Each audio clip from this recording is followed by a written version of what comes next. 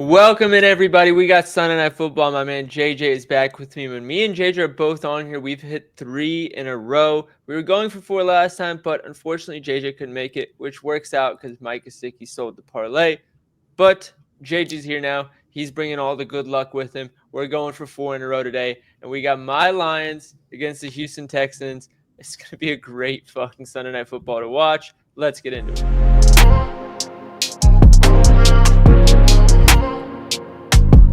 What is up, everybody? JJ, how are we doing? I'm doing all right. I am the one that gave out the Gesicki play, so I just kind of left it there and wasn't here. So now I got to bring you another tight end play that's actually going to hit this time. No, man, when you pitched it to me, I told you, I was like, if he gets the volume, if he's on the field, I love it. But he had like 30% snaps the game before. So my issue Yep. is volume. He got 9 targets. If you told me he was going to get 9 targets, bro, I would have nuked. So the fact that he sold it was wild. But Yeah. new game today, new players to talk about, and let's get into it. We will start with the Lions. Jameson Williams does return today, so that adds another element. And the Lions get a good Houston matchup. So the first thing that I want to talk about is the Texans run a lot of single high coverage, which Amon-Ra St. Brown has not been as good against. J-Mo has.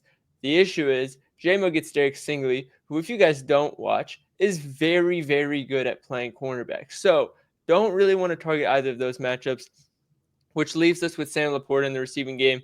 And again, the Texans are really good against tight ends as well. Sam Laporta has some crazy home away splits. He's had 2 or less receptions in all 4 away games. He's had 4 or more in every home game. The Lions are away today, so something to make note of. And as far as the running game, both Jahmyr Gibbs and David Montgomery kind of have average matchups. When you just look at the box scores, the Texans have a pretty solid run defense. I've always been a fan of their run defense. But Monty and Gibbs both run outside the tackles a lot, which they're a little bit more average against defensively. I don't think I would stay away from either of them, but I'm not targeting either of them either. It's all just really murky on that side of the ball. And then Jared Goff has just been unreal lately. The last 6 games literally putting up historic numbers. Who knows how long that can last? And again, I'm saying this as a Lions fan. Love Goff. I hope he does this the rest of the season. I'm waiting for the shoe to drop. This is a matchup where I wouldn't be surprised if it does, putting my bias aside. JJ, are you seeing anything differently on the Lions side? Not really. I mean, I see this game really as just a defensive game. Both teams have been outstanding this year. Um, yeah, fading Laporta here. That was the play I really liked. Um, I mean, yeah, I don't know what Jamo's gonna do. Maybe the Viagra will give him a boost this game. We'll see what happens. Maybe add an extra 2 yards per route run. But outside of that, I mean, this Houston secondary has been unbelievable. Houston does a great job of tackling in space. Yeah, there's no like real edge for like an over on this offense right now. 100%. And for anybody that is interested in betting on Jameson Williams, just go ahead and ladder him. His betting line is 36.5. Go look at his game logs. He either has 10 or less yards or 70 or more yards in every game. So you could honestly go and take his under and then hedge it with like a 70 plus yard. You're probably making money either way. And it's Jameson Williams. It takes one broken play. You could play perfect for 95% of snaps. You break one open and it's over. He's gone. So if I had to choose an over on that side, it probably would be JMO, but I wouldn't be excited about it. Let's get to the Texans. Let's get to it. All right, so for the Texans, the Lions have been absolutely horrible against wide receiver ones. And that's because they play a lot of man coverage. Wide receiver ones, because they're wide receiver one for a reason, they win their routes.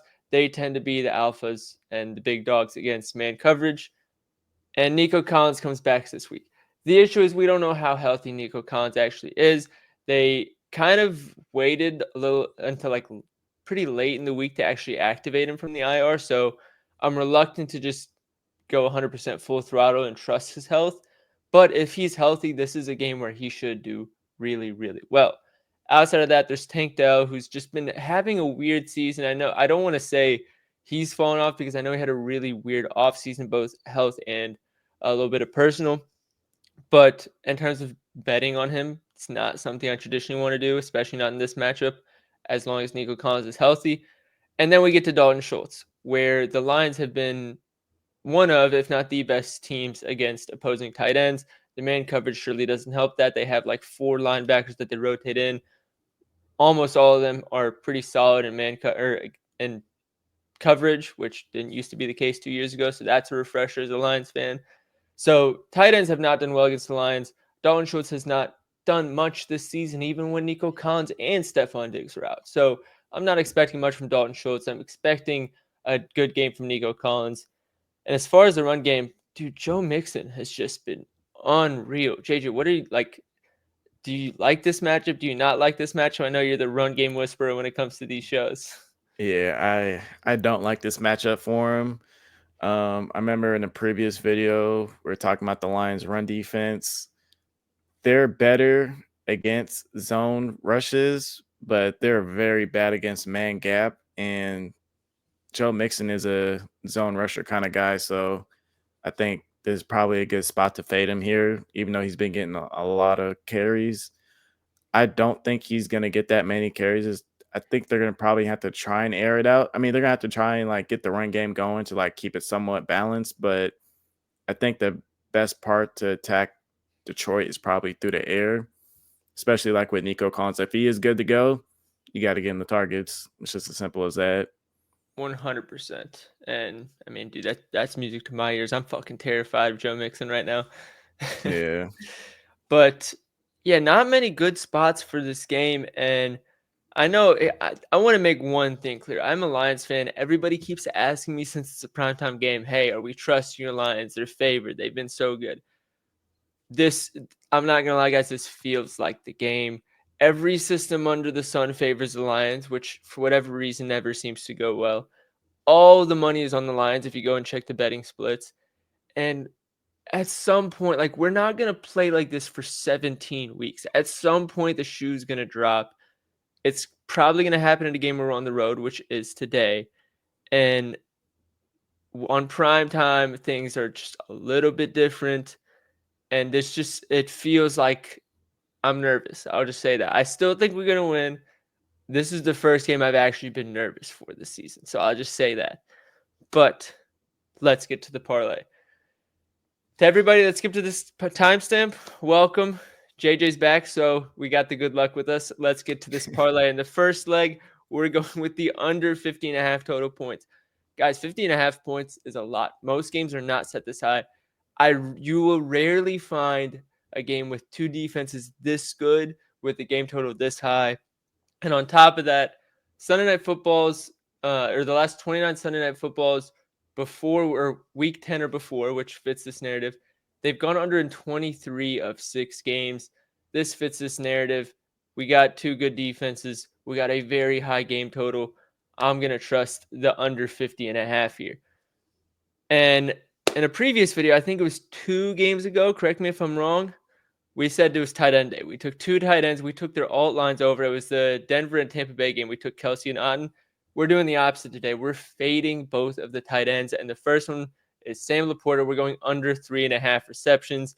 The only 3 games he's gone over this line was a game without JMO against the Rams, who are just horrible against tight ends. And that was week 1. And then the Seahawks, where he only had 4 targets. He caught 4 of 4 targets, which even for the best receivers, tough thing to rely on. So the volume hasn't been there. We talked about his home away splits earlier. It's a horrible matchup for him. We're taking the under 3.5 receptions. And the other tight end we're fading is Dalton Schultz, under 35.5 receiving yards.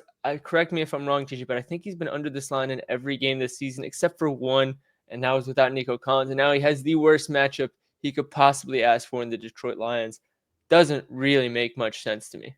But that with the boost on FanDuel's giving out a 30% parlay boost for this game, goes to plus 525. So we're going for 4 in a row. We're going for one with a little bit longer odds than ones we were hitting before, but I got full confidence, JJ. I'm excited.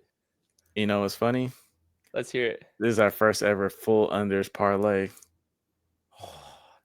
We needed that. We needed one of those. I like it. This is the You game gotta to do change it. it up. This is the game to do it. All right. So make sure you like and subscribe if you haven't already. Make sure to tail this parlay because it's going to smack.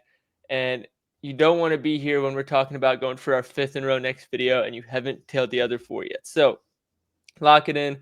Good luck tonight, and we'll see you guys on the next video.